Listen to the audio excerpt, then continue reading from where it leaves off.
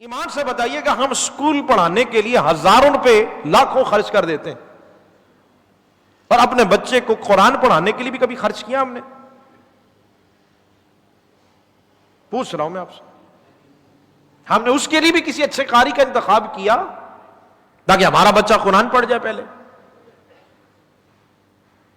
مجھے نہیں پتا کسی نے بھائی ایم اے کر لیا ہے، ایم بی اے کر لیا، یہ جتنی بھی ڈگریاں کہ اس پہ جی بشارت ہو کہ جس نے ایم بی کیا وہ جنت میں جائے گا، ایم اے کر لیا تو اس کے ابا کے سارے گناہ معاف ہو جائیں گے، بی اے کر لیا تو اس کے اپنے معاف ہو جائیں گے۔ آپ یہ سمجھے کہ یار یہ تو دنیاوی تعلیم کے خلاف بات کریں، نہیں، میں سمجھا رہا ہوں۔ میں نے بھی بی اے کیا ہے، میں نے بھی ایم اے اسلامیات کیا ہے، میں بھی کالج یونیورسٹی میں گیا ہوں۔ آپ پڑھائیں اپنے بچوں کو، لیکن پہلے اپنے بچوں کو دین سکھائیں، یہ عرض کر رہا ہوں آپ سے، کیونکہ جس تعلیم کی میں بات کر رہا ہوں شاید اگر آپ توجہ دیں تو یہ جملے میرے آپ تک پہنچیں۔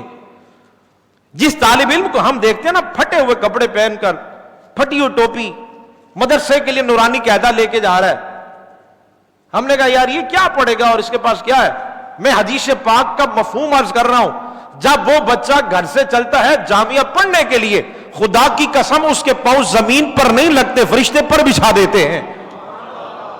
دین کا طالب علم جب گھر سے نکلتا ہے، پڑھا نہیں ابھی، میں پوچھنا چاہتا ہوں جب ایک نورانی قاعدہ پڑھنے کے لیے جانے والے بچے کا یہ حال ہے، اسے اللہ نے یہ شان دی ہے، اور جو پھر حافظ قرآن بن گیا، حافظ قرآن کی شان کیا ہوگی؟ اور پھر ایک حافظ قرآن جو کہ میرے کریم آقا صلی اللہ علیہ وسلم کا فرمان ہے کہ کل قیامت کے دن جو حافظ قرآن کے یہاں تو دونوں کے لیے نام ہے، جو والدین ہیں، حضرت انس رضی اللہ تعالیٰ عنہ سے ایک روایت نبی کریم صلی اللہ علیہ وسلم فرمایا جس نے اپنے بچوں کو ناظرہ قرآن پڑھایا اللہ اس کے گناہوں کو معاف کر دے گا، جس نے حافظ بنایا انعام کیا ملے گا؟ فرمایا کل قیامت کے دن اس کے والد کو ایسا نورانی تاج پہنایا جائے گا جس کی روشنی، اس کی اتنی روشنی ہوگی کہ سورج کی روشنی بھی کم لگنے لگے گی۔ لوگ دیکھ کے حیران ہوں گے یہ کون ہے، یہ کون ہے جسے اتنا خوبصورت تاج پہنایا گیا؟ تو جواب آئے گا یہ حافظ قرآن کے والد ہیں، اس نے اپنے بچے کو قرآن پڑھایا۔ اچھا بچے کو کیا ملے گا؟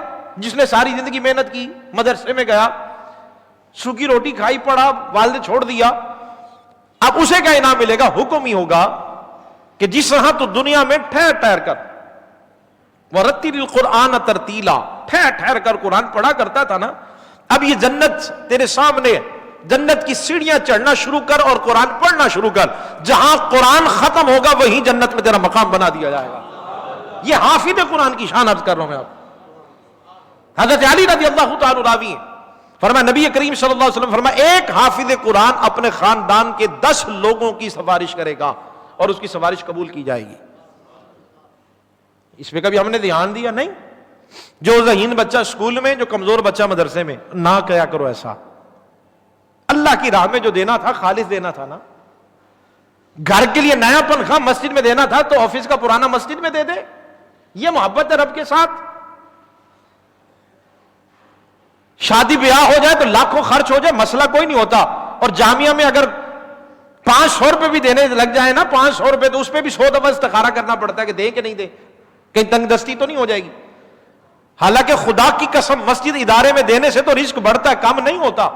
دینی معاملات میں خرچ کرنے سے رزق بڑھتا ہے، صدقہ دینے سے اگر مال کم ہوتا حضور نہ فرماتے صدقہ دینے سے مصیبتیں بلائیں ٹلتی ہے، رزق بڑھا دیا جاتا ہے۔ دین بہت آسان ہے، ہم نے اسے مشکل بنا دیا ہے۔ بہت آسان ہے ہمارا دین۔ تو اپنے بچوں کو قرآن کی تعلیم دیں، خدا را اپنے بچوں کو قرآن پڑھائیں، اور خود بھی قرآن پڑھے اگر نہیں پڑھا